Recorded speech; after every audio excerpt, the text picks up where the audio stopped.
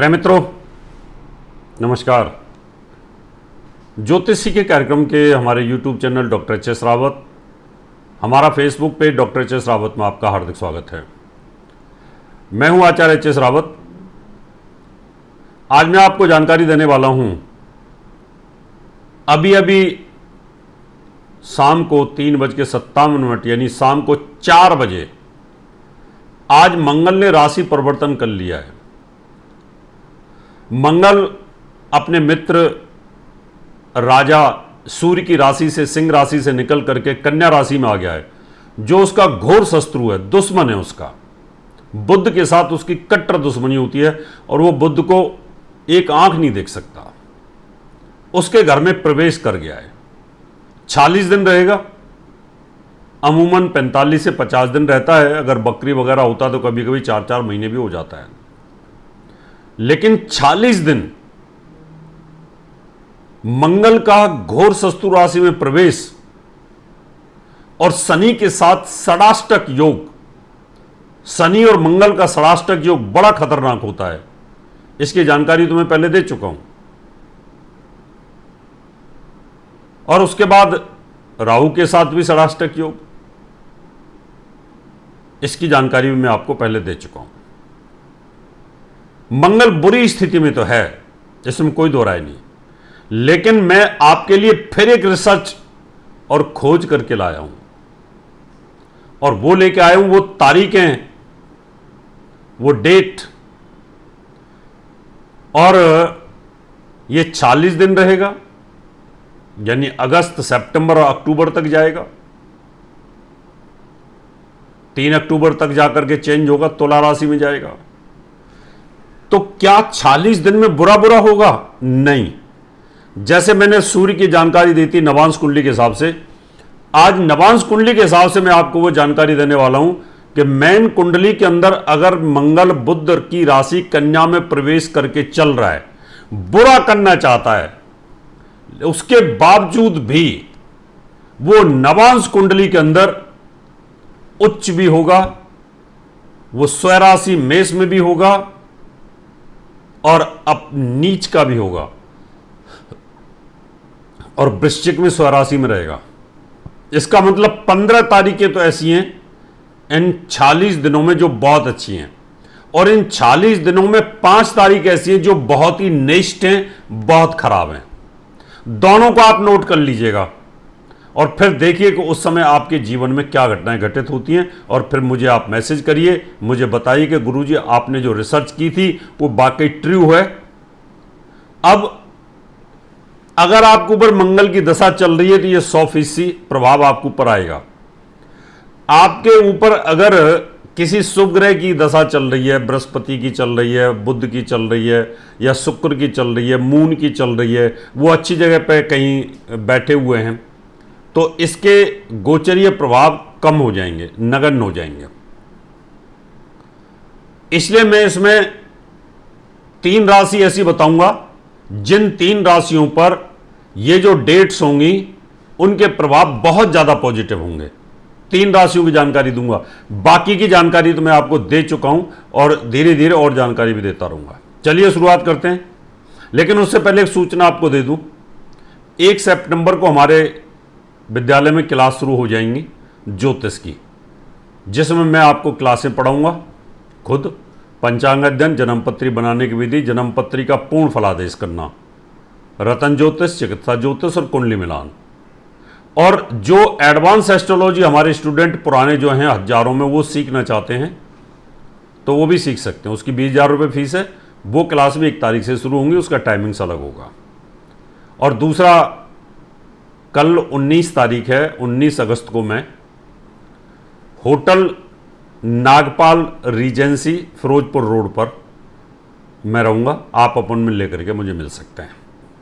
अब मैं शुरुआत करता हूं उन तारीखों की, और ये नवांश कुंडली के आधार पर है प्रेडिक्शन।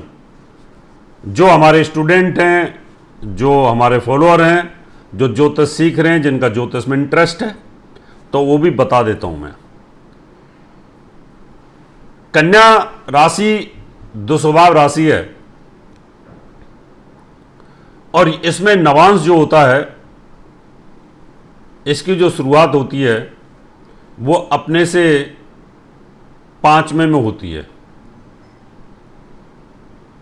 तो यहां कन्या राशि का नवांश है, कन्या, तुला, वृश्चिक, धनु और मकर। ध्यान से समझ लें पढ़ने वाले स्टूडेंट, कन्या में है स्टार्टिंग और दुस्वाभ राशि है, तो दुस्वाभ राशि में नवांश जो है अपने से 5वें से शुरू होता है, कन्या, तुला, वृश्चिक, धनु, मकर।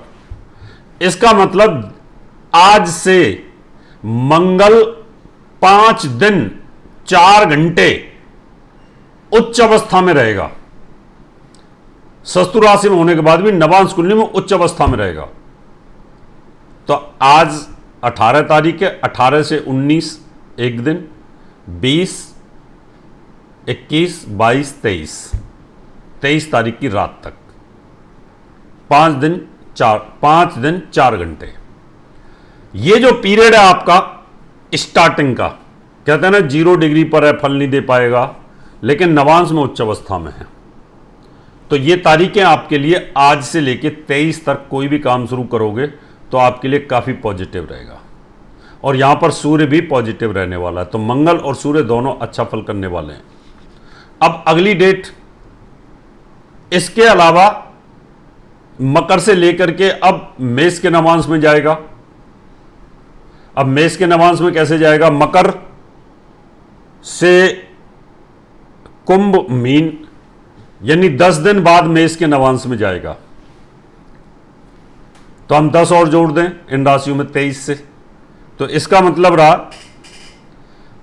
3 सितंबर से 3, 4, 5, 6 और 7 सितंबर 2023 यहां वो स्वयं राशि में, मेष राशि में अपनी मूल त्रिकोण में रहेगा।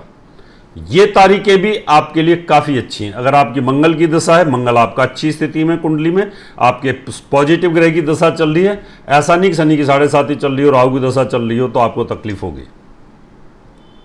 तो इन तारीखों में भी आप कोई काम करना चाहते हैं, चाहे वो शेयर का है, प्रॉपर्टी का है, लेन देन का, कुछ भी है, ये तारीखें आपके लिए टेक्निकली मंगल की दशा के अनुरूप और मंगल के गोचर के अनुरूप बहुत अच्छी हैं। अब मेष राशि के नवांश से आगे चलेगा तो नीच के नवांश में जाएगा, यानी कर्क राशि में जाएगा। तो आप समझिए वृष, मिथुन, कर्क, यानी आप 15 दिन आगे चले जाइए और इन 15 दिनों में हम आगे चले जाते हैं तो यहां 18, 19, 20, 21 और 22, 18, 19, 20, 21 और 22 सितंबर यहां पर मंगल नीच अवस्था में रहेगा। इन तारीखों पर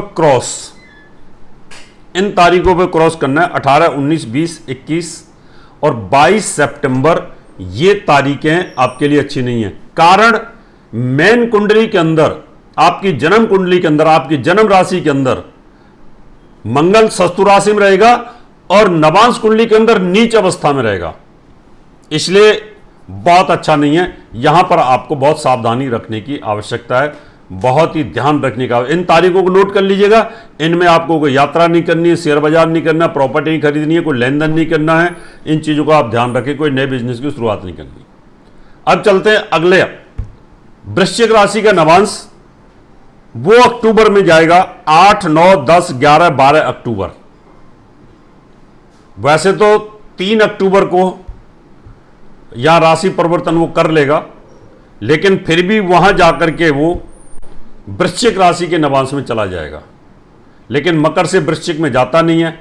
तो यहां स्वराशि के अंदर ये 46 दिनों के अंदर इतनी ही तारीखें रहेंगी, क्योंकि 3 अक्टूबर को वो राशि परिवर्तन कर लेगा और 3 अक्टूबर को राशि परिवर्तन करने के बाद आगे की तारीखों का कोई मतलब नहीं रह जाता। इसलिए जो मैंने आपको सितंबर तक की डेट्स बताई हैं, नीच डेट, और इसके अंदर 2 डेट मैंने आपको उच्च की और मूल त्रिकोण की बताई, और एक यहाँ पर स्वराशि की बताई है। इन डेटों को आप नोट कर सकते हैं। मित्रों, ये था मंगल का राशि परिवर्तन का नवांश कुंडली के हिसाब से फलादेश। आप भी ज्योतिष सीखना चाहते हैं तो आप तुरंत एडमिशन के लिए हमें संपर्क कर सकते हैं। इसकी क्लासें 1 तारीख से होंगी। और कल मैं लुधियाना में हूँ, होटल नागपाल रीजेंसी है, फिरोजपुर रोड पर है, वहाँ आप मुझे मिल सकते हैं। अब मैं आपसे हाथ लेता हूँ, नमस्कार। और नए एपिसोड में फिर आपसे मुलाकात कर